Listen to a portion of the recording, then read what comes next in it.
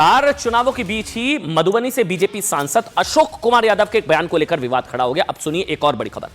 अशोक कुमार यादव ने दरभंगा में चुनाव प्रचार के दौरान कहा कि मोदी सरकार जनता के लिए जितनी भी योजनाएं बनाती है ना, उनमें कोई फर्क नहीं करती है, सबको फायदा मिलता है।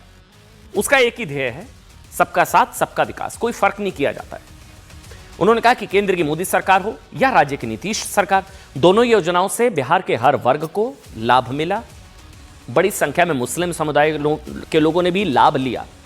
सरकार ने तो योजनाओं के आवंटन में कभी कोई भेदभाव नहीं किया।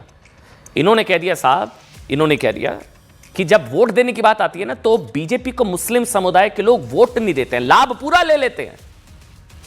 यानी मुस्लिम समुदाय के लोग सभी योजनाओं का लाभ तो लेते हैं, लेकिन बीजेपी को वोट नहीं देते हैं। अगर उन्हें बीजेपी को वोट देना नहीं है, आगे उन्होंने कह दिया, तो सरकारी योजनाओं के लाभ को भी तौबा तौबा कहकर छोड़ दे। विपक्षी पार्टियों ने अशोक कुमार यादव के बयान को नफरती, जहरीला, सांप्रदायिक बहुत कुछ बता दिया।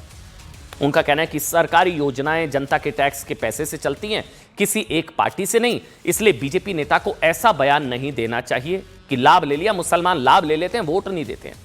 वहीं बीजेपी नेताओं का कहना है साहब कि जब सरकार से योजनाएं लागू करने में किसी का धर्म नहीं पूछा जाता, तो मुस्लिम समुदाय के लोगों को भी यह बात समझ में आनी चाहिए।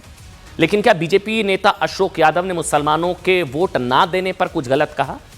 ये बताने से पहले एक बार उनका बयान सुनिए, फिर थोड़ा सा विश्लेषण करेंगे इस खबर को लेकर। पहले बयान सुनिए। 400 से 1100 लेते हो लेकिन वोट नहीं देते हो, तो मैं कहता हूं कि कह दो तौबा तौबा, ये लाभ हम नहीं लेंगे भाइयों। कह दो तौबा तौबा, ये लाभ नहीं लेंगे। या तो हम कहते हैं कि आइए मुसलमान भाइयों, मुख्यधारा में जुट के आइए, भारतीय जनता पार्टी के साथ आइए। इस आदमी को ये तक नहीं पता कि देश में योजनाएं भाजपा के पैसों से नहीं चलती हैं, आम आदमी के टैक्स से चलती हैं, और वो टैक्स मुसलमान भी देता है। अगर इनको आम आदमी के टैक्स से अपनी तनख्वाह नहीं लेनी है, मतलब भत्ता नहीं लेना है, मतलब क्योंकि उसमें मुसलमानों का भी पैसा है। सभी वर्ग के लोग टैक्स देते हैं, चाहे वो इनकम टैक्स हो, चाहे जीएसटी टैक्स हो, चाहे प्रॉपर्टी टैक्स हो, चाहे अन्य तरह के टैक्स हो। सभी टैक्सों में समरूपता से जिसका जो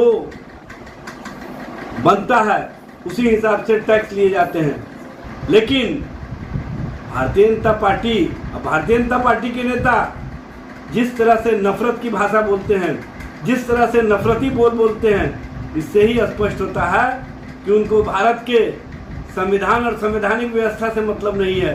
देश और राज्य संविधान से चलेगा। उस संविधान में सभी धर्मों का समान अधिकार है, चाहे वो हिंदू। देखिए, अशोक यादव ने वैसे जो कहा है ना कि वो मुसलमान भाई लाभ उनको मिलता है, लेकिन वो बदले में वोट नहीं देते हैं बीजेपी को। वो कह रहे हैं कि अब तो तौबा तौबा कर लेनी चाहिए फिर ऐसे, जब वोट नहीं देना तो। लेकिन कई नेताओं ने कही है, मोदी ने कभी फर्क नहीं किया। बाबूलाल मरांडी, रविशंकर प्रसाद भी कह चुके हैं कि साहब मुसलमान बीजेपी को वोट नहीं देते हैं। यहां तक कि समाजवादी पार्टी के नेता इकबाल महमूद भी कह चुके हैं कि सच्चा मुसलमान बीजेपी को वोट नहीं देता है। लेकिन इकबाल महमूद के बयान पर कभी ऐसा बवाल नहीं हुआ कि जो बीजेपी को वोट दे तो नकली मुसलमान हो जाता है क्या। लेकिन आज बवाल हो रहा है, अशोक यादव के बयान पर जबरदस्त बवाल हो रहा है। फैक्ट क्या है मैं आपको बताता हूं। मुसलमानों का बड़ा तबका बीजेपी के पक्ष में उस तरह से वोट नहीं करता है। लाभ योजनाओं का मिलता है नहीं मिलता, मैं आगे आपको बताऊंगा। 2014 में से 7% मुसलमानों ने बीजेपी को वोट दिया, 19 में 8%, 24 में 7%। ये आंकड़े आज जिस तरह अशोक यादव के बयान को लेकर नफरती, सांप्रदायिक, कट्टरपंथी बताया जा रहा है। सलमान खुर्शीद की भतीजी, आपको याद है उन्होंने क्या बयान दिया था? वोट जिहाद वाला जो बात उन्होंने कही थी, तब नहीं कहा था किसी ने कि ये सांप्रदायिक है, कट्टरपंथी है, नफरती है। तब किसी ने नहीं कहा था। कई मौलानाओं ने बीजेपी के खिलाफ जब फतवा जारी हो जाता है, याद है आपको, वोट के कि बीजेपी को वोट नहीं देना, फतवे जारी हो जाते हैं। महाराष्ट्र में निकाले गए थे, दिल्ली में भी निकाले गए थे। वो गलत नहीं होता साहब। यह स्थिति तब है जब मोदी सरकार की कल्याणकारी योजनाओं में कोई भेदभाव नहीं होता, कोई, और होना भी नहीं चाहिए। होगा भी क्यों, धर्माधारी थोड़ी ना होती है। आप जानते हैं प्रधानमंत्री आवास योजना के 30% से ज्यादा लाभार्थी मुसलमान समाज से आते हैं। प्रधानमंत्री मुद्रा कोष के तहत स्टार्टअप शुरू करने वालों को 21 लाख 68,000 करोड़ के लोन बांटे गए। इनमें से 2,13,000 करोड़ के लोन के लाभार्थी मुस्लिम भाई। उज्ज्वला योजना, स्वच्छ भारत मिशन के तहत शौचालयों का निर्माण, सबका मुस्लिम समुदाय के लोगों को लाभ मिला, बिल्कुल मिलना चाहिए।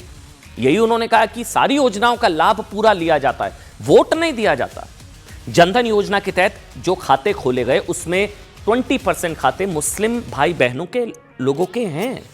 इतना ही नहीं, आप जानते हैं नीतीश सरकार में भी मुस्लिम समुदाय के विकास के लिए कई योजनाएं चलाई गई, जिनमें मुख्यमंत्री विद्यार्थी प्रोत्साहन योजना, पहली से 10वीं तक के छात्रों के लिए प्री मैट्रिक स्कॉलरशिप, मुस्लिम युवाओं के लिए मुख्यमंत्री अल्पसंख्यक उद्यमी योजना, अल्पसंख्यक महिलाओं के लिए हुनर एवं औजार योजना, युवकों के लिए मुख्यमंत्री श्रम शक्ति योजना, हज यात्रियों के लिए हज भवन का निर्माण जैसी योजनाएं शामिल हैं।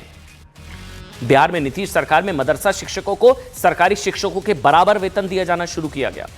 मुस्लिम तलाकशुदा बेटियों को रोजगार देने के लिए साल 2007 से 10,000 रुपए की जो सहायता राशि दी जा रही थी उसे बढ़ा दिया है। अब ये देखिए उसे 25,000 कर दिया गया, 25,000।